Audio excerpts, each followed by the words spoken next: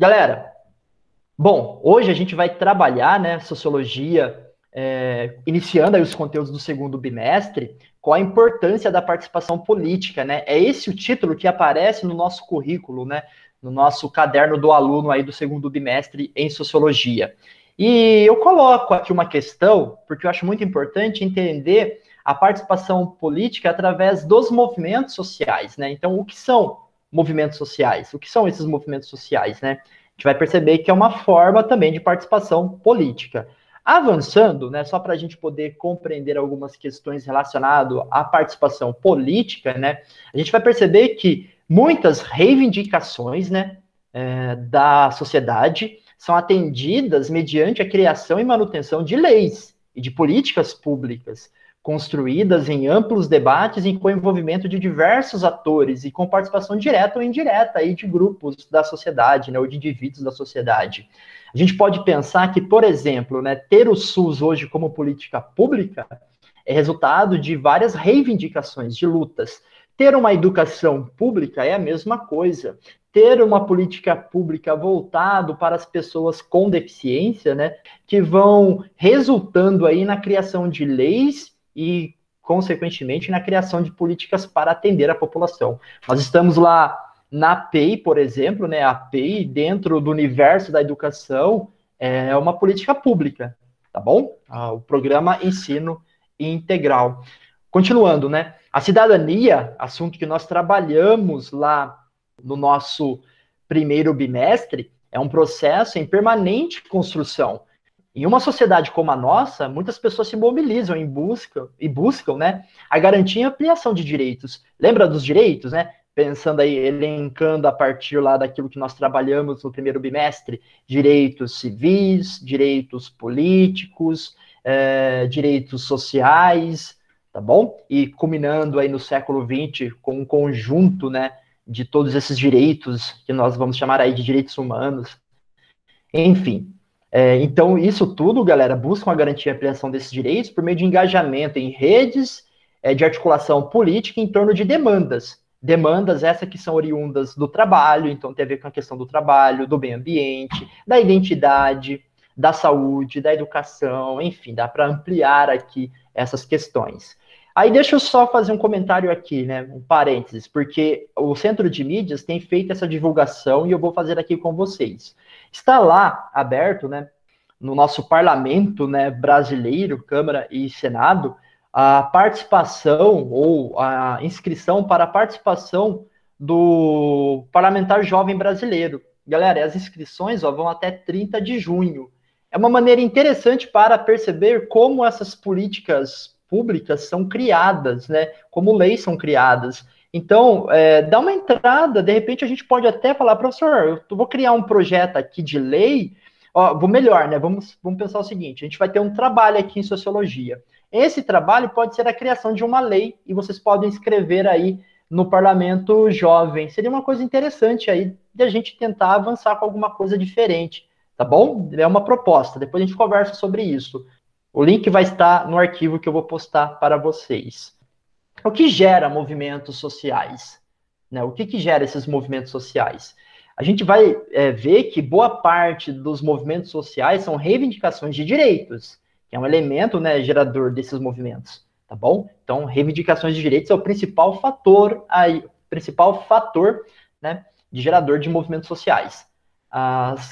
O contexto das revoluções industriais trouxeram aí uma nova realidade, uma nova dinâmica para a sociedade, uma vez que criou uma nova classe social, né, o proletariado, colocou ali em choque com outra classe que tinha aí a detenção dos meios de produção. Nós tínhamos agora, né, a burguesia, o proletariado, um novo contexto urbano, um contexto de exploração, então, de violência, de pobreza. Então, tudo isso faz nascer aí demandas de pessoas que vão falar, pera um pouquinho, né? Eu estou sendo explorado, as minhas condições de trabalho estão precárias e eu vou acabar cobrando direitos, né? Eu vou acabar pedindo mais direitos, mais participação política de fato. Lembra lá do título inicial da aula, né? Participação política, né? Os movimentos sociais modernos que a gente estuda hoje, eles têm como ponto de origem esses movimentos operários aí do século XVIII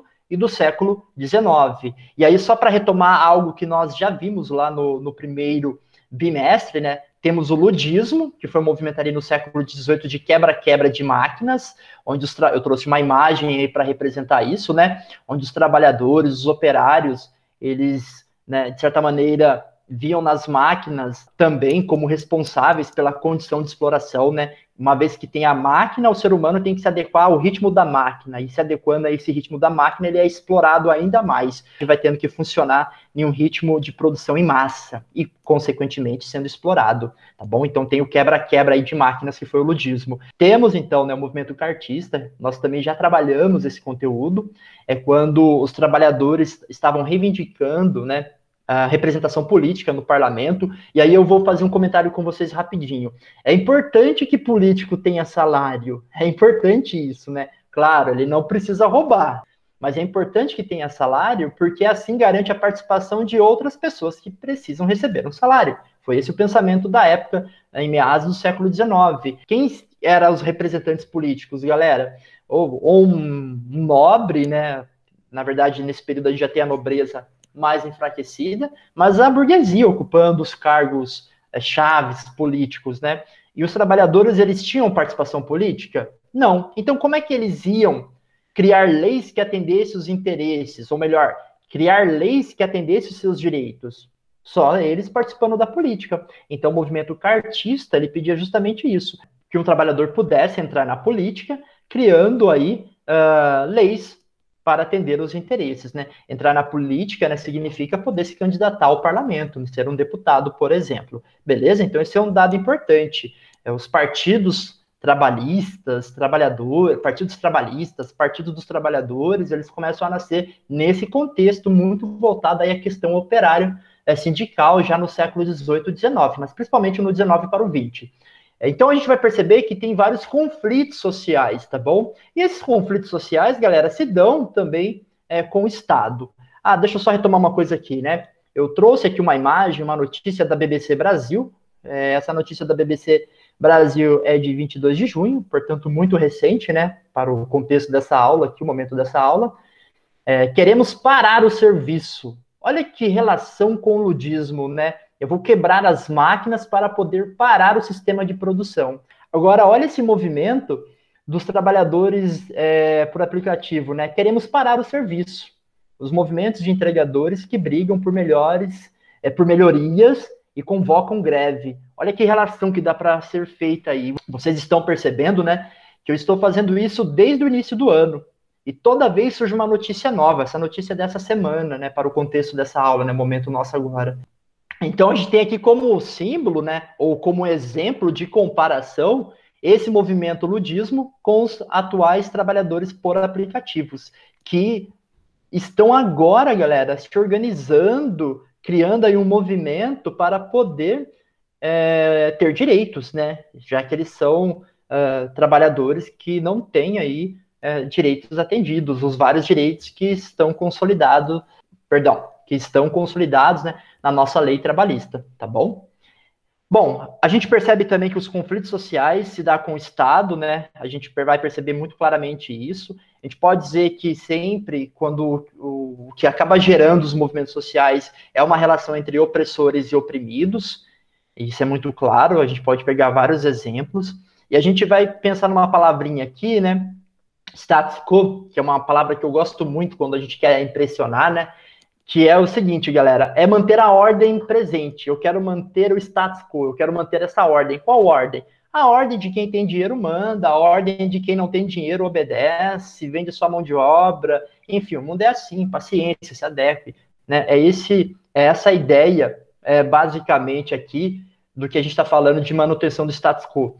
E qual é o status quo, né, desse período, ou até do atual período?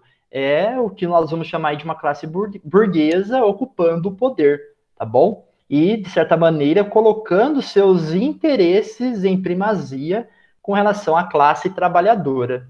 Isso é muito claro até no contexto de hoje. Sobretudo, quando a gente vai verificar que nós estamos em um período muito agitado, né? Nós temos os movimentos antirracistas nos Estados Unidos em função ali do acontecimento na cidade de Minneapolis, né, o caso do George Floyd. Nós temos no Chile, ano passado, os movimentos que lutavam por mais direitos sociais, e o Chile ainda continua um país efervescente com essas lutas sociais, e nós temos na França os coletes amarelos também, que começou ali questionando a alta dos combustíveis, mas que acabou também avançando para o pedido, né, avançou ali para reivindicações de mais direitos para atender essa população. Tranquilo até aqui?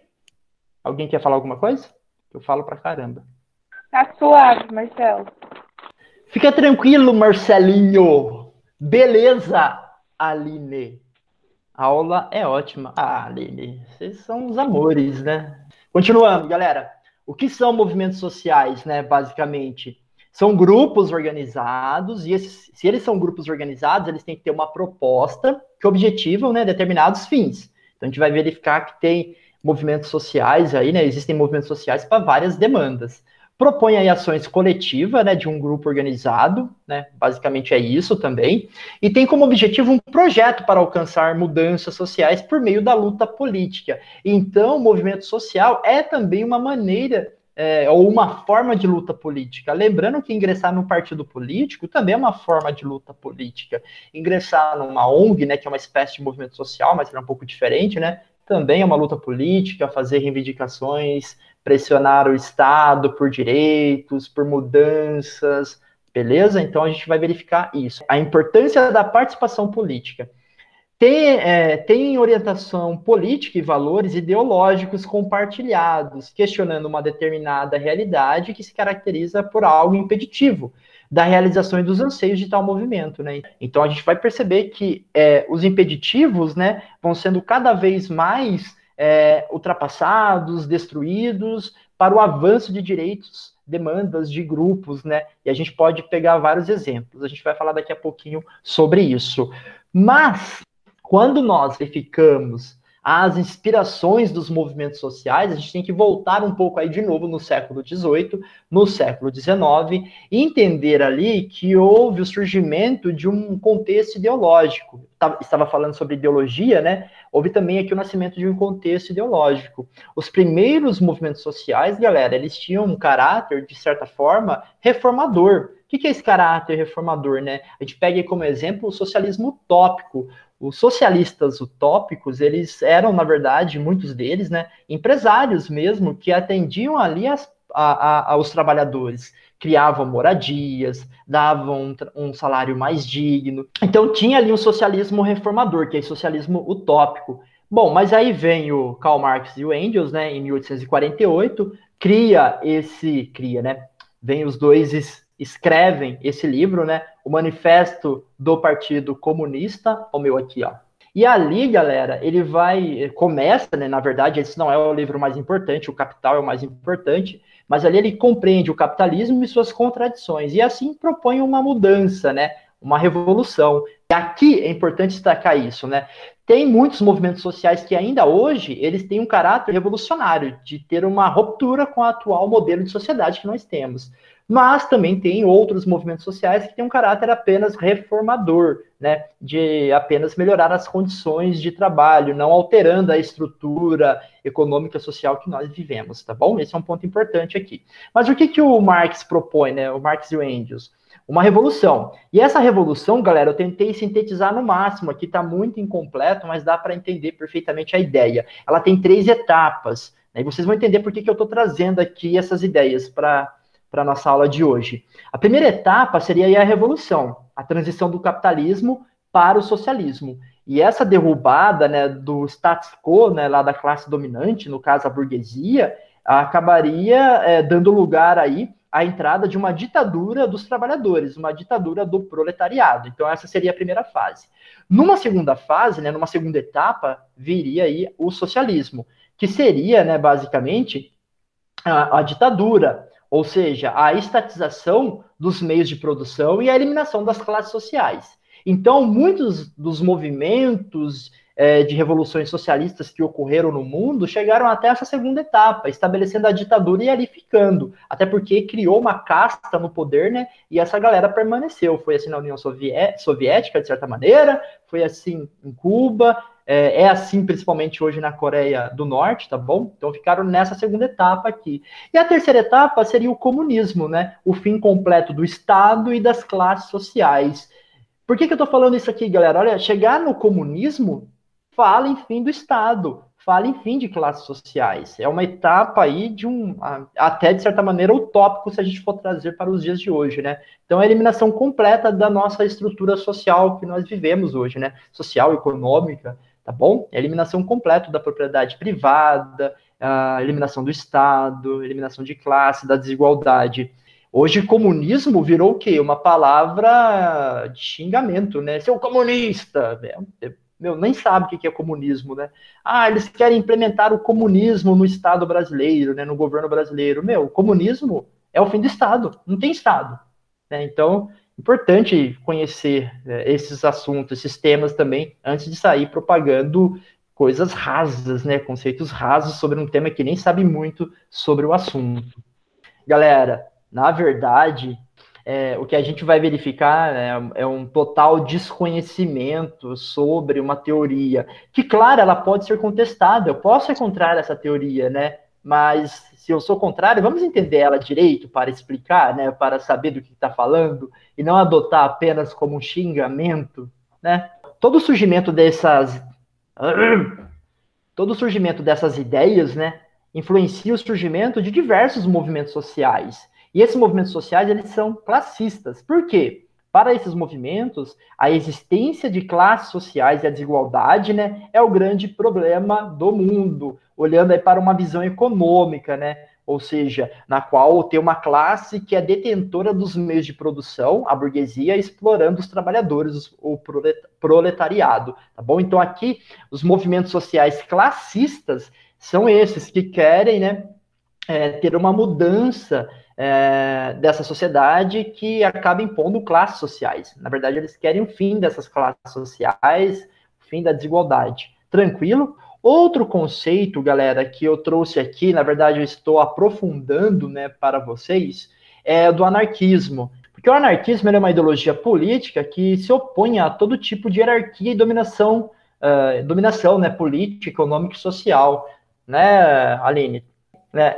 O anarquismo, ele prega, portanto, o fim do Estado, prega aí o fim do Estado. O anarquismo, ele tem uma oposição ao socialismo, entra em choque, tem vários internacionais, né, em que houve brigas ferrenhas entre anarquistas e socialistas. Em alguns momentos eles se uniram, né? Por exemplo, lá na Guerra Civil Espanhola, ali antes da Segunda Guerra Mundial, na década de 1930.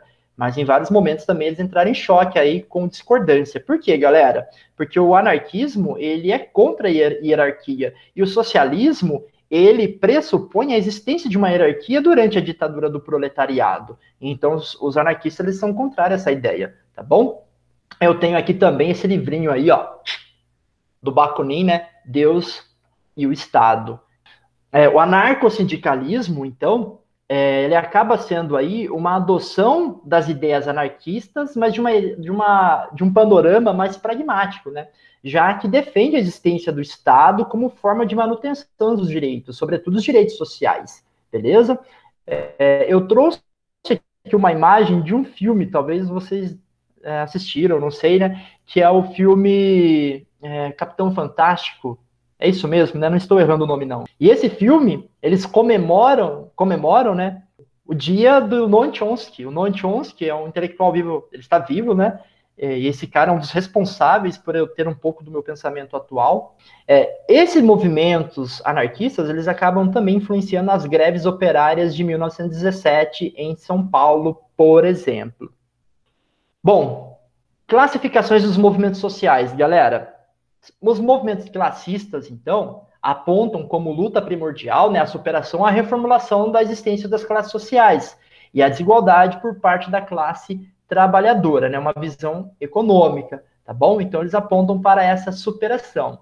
É importante lembrar que muitos movimentos sociais classistas tem aí uma concepção revolucionária de mudança, né, da nossa atual estrutura de sociedade, do ponto de vista até econômico, mas também tem muitos movimentos classistas que são apenas, né, reformadores, né, só não querem mudar totalmente a nossa ordem econômica vigente, tá bom?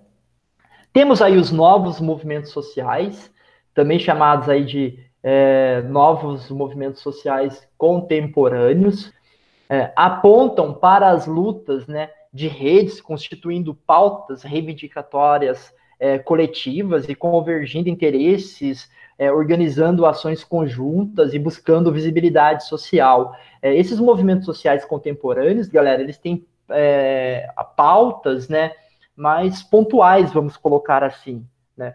Então eu vou ali pensar sobre a questão do negro, vou pensar sobre a questão dos direitos da comunidade LGBT, sobre as questões ambientais, sobre as questões relacionadas ao movimento feminista, pacifista, indígenas, consumidores, trabalhadores sem teto e sem terra, atingidos por barragens, enfim, dá para falar de vários movimentos sociais contemporâneos. Quando nós falamos de movimento identitário, tem um erro aí achar que todos esses movimentos, movimento negro, movimento LGBT, feminista, eles estão fechados. Achar que eles estão fechados ali só nessas concepções que atendem apenas o grupo, porque muitos deles também pensam na estrutura, né? Pensam na questão, de certa maneira, classista, porque, queira ou não, o patriarcado, né, o machismo, ele faz parte também de uma dominação econômica, então dá para ampliar o leque. A questão dos negros está totalmente relacionada, a gente tinha escravidão, então tem uma relação econômica aí muito forte, né, nesse contexto. Então, essa palavrinha identitária é usado até para criar uma rivalidade desnecessária, né, entre movimentos classistas e novos movimentos sociais identitários, né? Os movimentos classistas acusam, né, entre aspas, tá bom? Acusam os movimentos identitários de terem pautas muito restritivas, o que não é verdade. Na verdade, tem outras pautas. Eles cobram também pautas amplas, né? Aliás, o programa da cultura do professor Silvio Almeida dessa última segunda-feira foi uma verdadeira aula. Eu vou postar depois aqui, assistam. Quem tiver com o computador, entre aí para mim, por favor, coloca aí no chat. Galera, as manifestações hoje, elas também são convocadas aí pelas redes sociais, né? Então a gente tem aí vários movimentos convocados pelas redes sociais. E aí faz pensar, né? Esses movimentos sociais hoje eles são organizados? Muita gente fala isso, não são organizados. Mas se não são organizados, como é que convocam? Como é que colocam uma pauta, combinam o horário? Então eles têm uma certa organização, só que é uma nova organização em função das redes, né? Da tecnologia. Como o uso das redes sociais, elas auxiliam na organização desses movimentos sociais. Essa é uma questão muito importante no atual contexto. Para nós no Brasil, essa é a tônica desde junho de 2013, né? As jornadas de junho de 2013. A gente tem vários movimentos sociais que foram convocados pelas redes sociais, várias manifestações. Lembrar, né, que manifestação é um movimento pontual, né? Algo um determinado dia é manifestação, e muitas vezes essas manifestações são convocadas por movimentos sociais, ou por partidos políticos, ou por sindicatos, enfim, dá para pensar em vários exemplos. E é aqui que eu entro com essa questão da proposta de trabalho de vocês. Então, vocês irão olhar a atividade que foi postada hoje para vocês. Tem lá, basicamente, 4 temas, mas vocês podem ampliar, é só falar comigo, tá bom? E vocês vão falar sobre esses assuntos aqui, sobre esses novos movimentos sociais, porque vocês perceberam que nessa aula eu já falei sobre os movimentos classistas, eu já dei um panorama sobre isso, o que originou, a questão do movimento operário. E agora vocês é que vão produzir alguma coisa relacionada a esses novos movimentos sociais. Beleza? Tranquilo, galera? Nossa, eu tô babando aqui no computador.